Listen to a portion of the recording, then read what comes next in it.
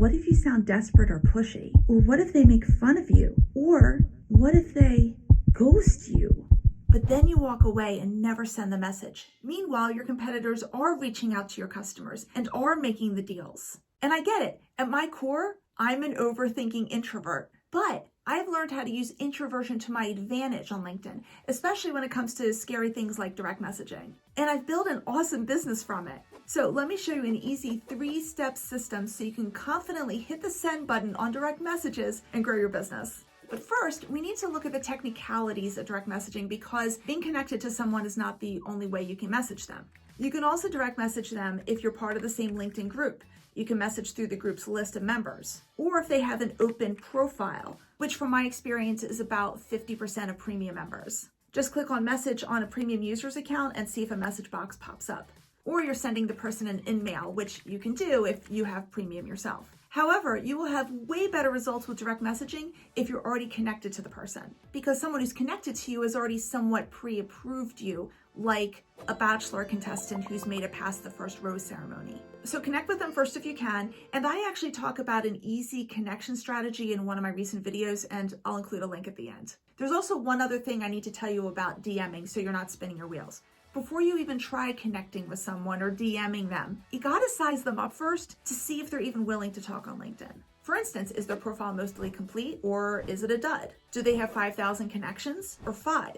What about their activity section? Are they posting or commenting on a fairly regular basis, or are they ghosting everyone? Only the people who are putting some kind of effort into LinkedIn are going to be the ones most likely to be open to conversations on LinkedIn. So once you've connected with the right people, here's the easy 3-step system that's perfect for introverts like you and me. Step 1 is optional, but I find it super helpful in building my confidence before DMing someone, especially since I started seeing a therapist at age 9 due to social anxiety. And step 1 is to try to warm up the person before DMing them. And you could do this in 2 ways through the activity section of their profile. First, in the post tab, see if they're posting anything and then comment on their posts. If their post celebrates something, congratulate them. If their post offers insights, add more insights. Ask yourself, what would you say in normal conversation?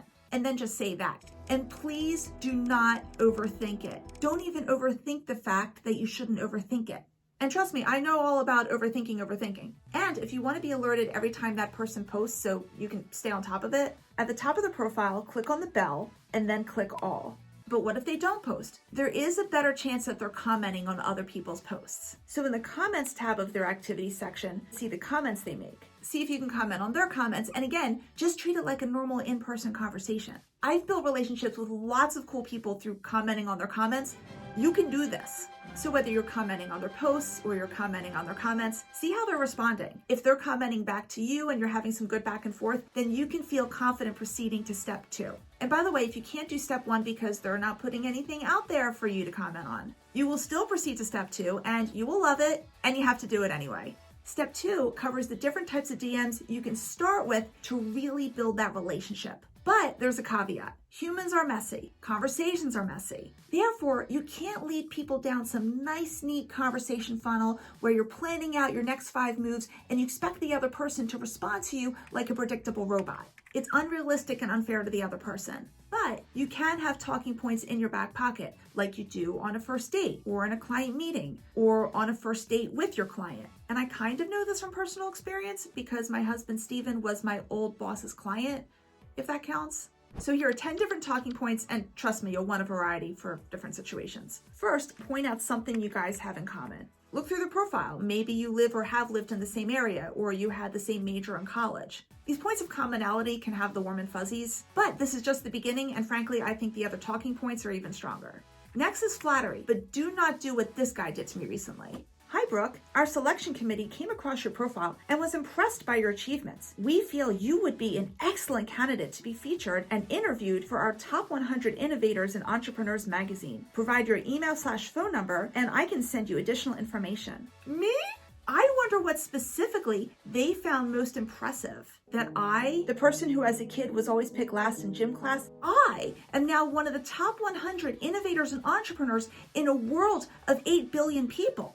I need to call my parents because apparently all those therapy sessions they paid for worked. Seriously, only flatter if you mean it and could be specific. It could be something amazing you found in their profile or in one of their comments or in one of their posts. Or maybe you went to their website and you truly are in awe of one of their products or services. And by the way, if this is someone you really want to do business with anyway, you should be doing this research. Or beyond flattery, you can expand on their idea with this formula. I saw your post/comment about X and loved the idea. Have you ever thought about Y? For instance, I saw your comment about customer retention and loved the idea. Have you ever thought about a loyalty program that's based on customer feedback? You can also run a poll and then DM people to thank them for voting. I strongly recommend adjusting your message based on how they voted, and you can see how they voted when you're the one running the poll. Now, obviously, you can't ultimately control who votes in your poll, so pick and choose which of the voters you're going to DM. And wait till we get to step 3 of the DMing process, because I'm going to show you another polling DMing technique that is totally awesome. It's like avocado on toast. It's simple, but life-changing. In a DM, you can also congratulate someone on a milestone, like if they just had a work anniversary. If you want to see your entire network's milestones, go to My Network and then catch up.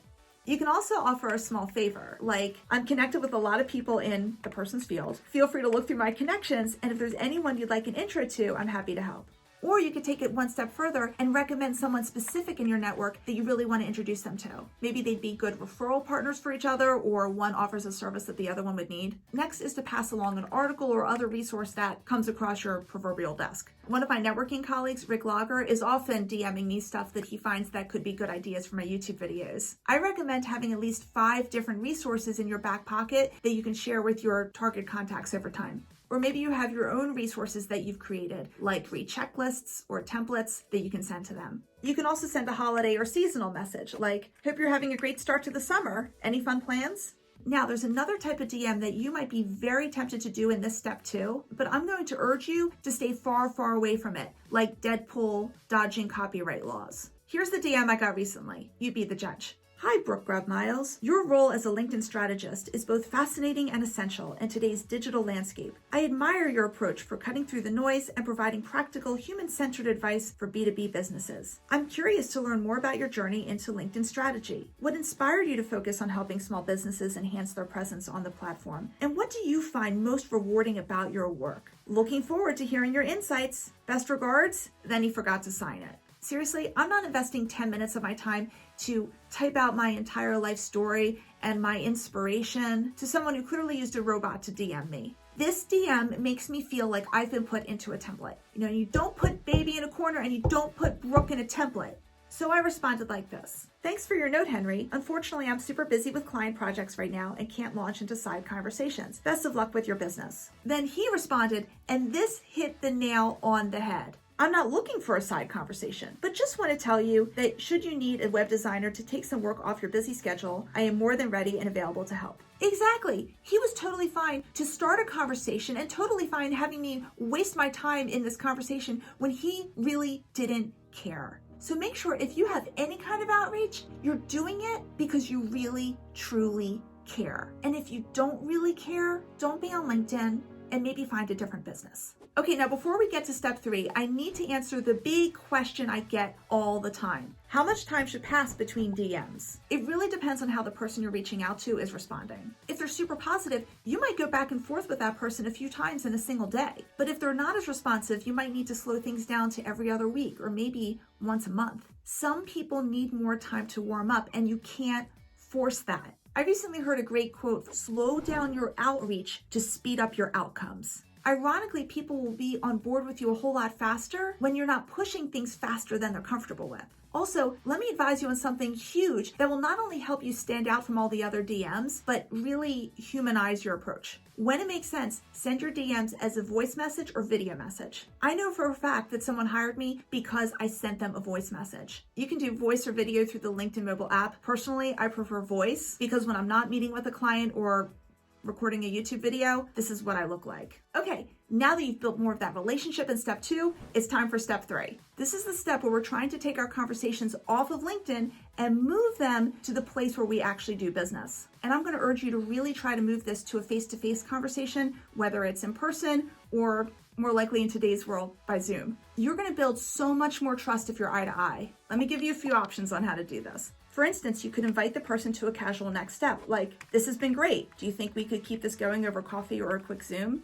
And that could work, and feel free to use that if that kind of goes with your vibe. But from my experience, and keep in mind that I'm an introvert who tends to attract other introverts, my peeps want to know exactly what to expect from the meeting. I typically send something like this: hey, name, and then include another personal statement. I really appreciate getting to know you here on LinkedIn, and I'm reaching out to see if you'd like to do a Zoom call for a networking one-on-one. I'd love to learn more about how you spell out what they do, in case there are opportunities that I can send referrals your way. I don't feel I have enough of a grasp of all you do, and I'd like to fix that. Let me know if you're interested, and I'll send you a scheduling link. Thanks, name, and have a great day. Now, you'll notice a few things here. First of all, I don't send the scheduling link right away. For me, that's too pushy. Instead, I'm asking them to opt in, so to speak. It's permission-based. Every single person I've asked, except for one, has given me a resounding yes. And honestly, it feeds my very fragile ego. This is coming from the person who didn't know there were parties in high school until I went to college and then heard about the parties that had been in high school.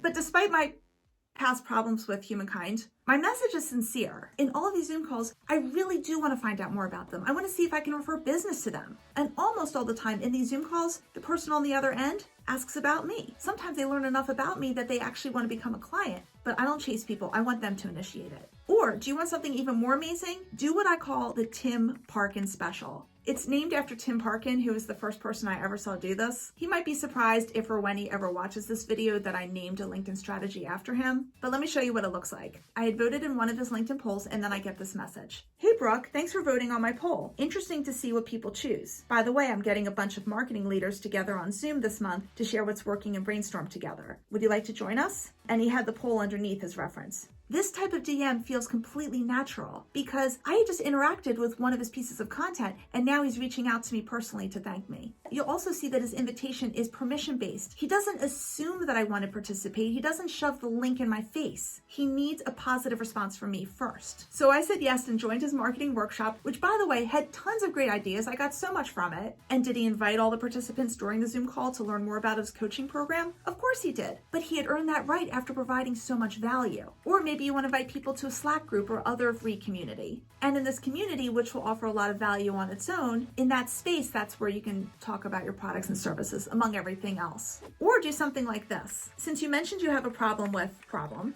I sometimes do quick brainstorms with people on said problem so that you can have solution. No strings attached, seriously, I'm happy to help. Would it be helpful to have a quick call? You might have noticed that all the DM options in this step 3 can be summed up with this formula. First, you offer immediate value. It's not, you only get something from me if you buy from me. Instead, it's, let's move our relationship off of LinkedIn, and here's the immediate benefit you'll get when you do that. And then they'll get even more comfortable with you so it can lead to a sale. Second, you're making this permission-based, and you're treating the person on the other end like an equal partner in this conversation. And that's how you grow your business on LinkedIn, one conversation at a time. And if you want to get even more amazing results on LinkedIn, you will love a specific engagement strategy that is totally non-salesy and is perfect for introverts, and it's actually fun to do. And you can learn more about it by watching this video here. Thank you so much, and see you in the next video.